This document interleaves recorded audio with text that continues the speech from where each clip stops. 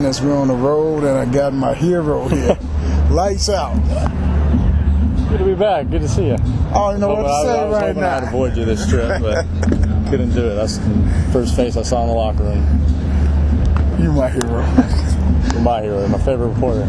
So, let's talk about Major League ball player. What is it like that to leave a team that you basically grew up with, broke up with? What's the emotional roller coaster with that? It was definitely a shock at first. Coming out, you get drafted by a team, you think you're going to be with them your whole career, and then you got to kind of realize, though. Nowadays in baseball, nobody's going to stay with the same team their whole entire career. There's no more Mariano Rivera, Derek Jeter that are going to stay with the same team for 20 plus years. So it was definitely a shock at first, but these guys here are awesome. Everybody's cool. Everybody's the same as these guys over here in the locker room. Everybody's close with each other. There's nobody in the clubhouse that I don't like. Everybody's awesome. The coaching staff is awesome. So I'm having a good time. It's the same game, just a new uniform. Different faces, huh? Mm-hmm. I know when I gotta interject myself a little bit in this interview. When I coached high school ball years ago, and I left one high school, went to the other, we played that team. Mm-hmm. It was tough. I was sitting in the opposite team dugout, looking over there when the game was over. I was ready to go back in the school with the team. Yeah, well, hopefully I'm in these next 3 games. That's the plan. Hopefully I'm throwing the 9th inning these next 3 games, because that means we have a lead. So hopefully I see a lot of these guys, and hopefully I'm not watching the game from the bullpen. Hopefully I'm out here pitching. So, what is the adjustment from the American League to the National League? You got to get to know hitters all over again. Has that been an adjustment? Yeah, new hitters, but you want to do the same thing. The way I look at it, I see a batter in the box, I'm trying to get him out. So as new batters, there's a lot more bunting, a lot more stealing, a lot more hit and run. So that's the biggest thing for me, just kind of controlling the running game. If a guy gets on first base, you know he's looking to steal in the next couple pitches. So that's the biggest thing, is just kind of holding the runners on. But my main goal with the hitters is see a guy in the box and try and get him out as quick as possible.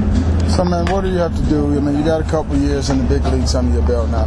What do you do differently over the offseason to prepare yourself for that next upcoming season? Same thing. I'll take the first couple weeks after the season, I'll take off, just relax and enjoy my time. The season is mentally draining, so you want to do nothing. I don't want to think about baseball. I don't want to talk about baseball or anything for 2 weeks, and then after that I'll start working out. Don't want to get too sloppy on the off season. So start working out after about 2 weeks, and then I'll start throwing. The last 2 off seasons I've started throwing end of December. So that's what works for me, and that's what I did this year.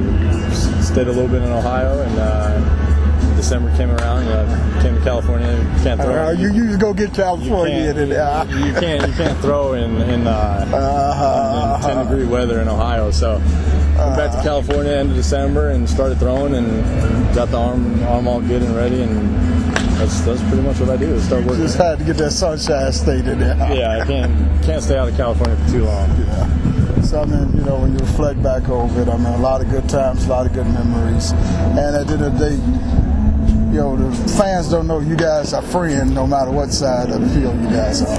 Absolutely, it's good. I've already seen all these clowns earlier before batting practice started, and seen all them. They're all doing the same thing. They're all good, so it's good to see them. And like I said, hopefully I'm out here these next 3 games. How much trash talking? It's gonna be a lot. I might a couple of high fastballs. Definitely, Dunn gets in, he might get one in the ribs. So we'll see.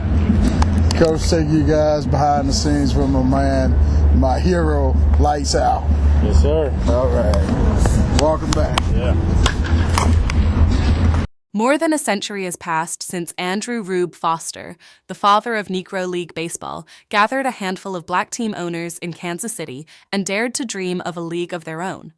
Today, his vision echoes far beyond the baseball diamond. Every time a player steps onto the field from the sandlots to the major leagues, the spirit of Rube Foster is there. His influence can be seen in the confidence of athletes who command their own destinies, in the success of black ownership across sports and business, and in every young dreamer who believes that leadership, excellence, and innovation belong to them too. In 2006, decades after his passing, Rube Foster was inducted into the Baseball Hall of Fame, finally recognized as one of the architects of the modern game. Yet his true legacy lives not in plaques or trophies, but in the generations he inspired.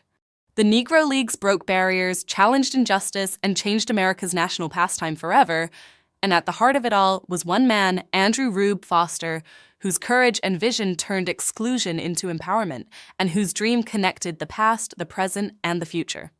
His story is not just baseball history, it is American history. And it is legacy that will never be forgotten. The untold story of Andrew Rube Foster, the visionary founder of the Negro National League, whose courage, innovation, and determination built a legacy that redefined American baseball and inspired generations to dream beyond the color line. To learn more, and/or to purchase the book, visit at www.feoa.info. www.feoa.info.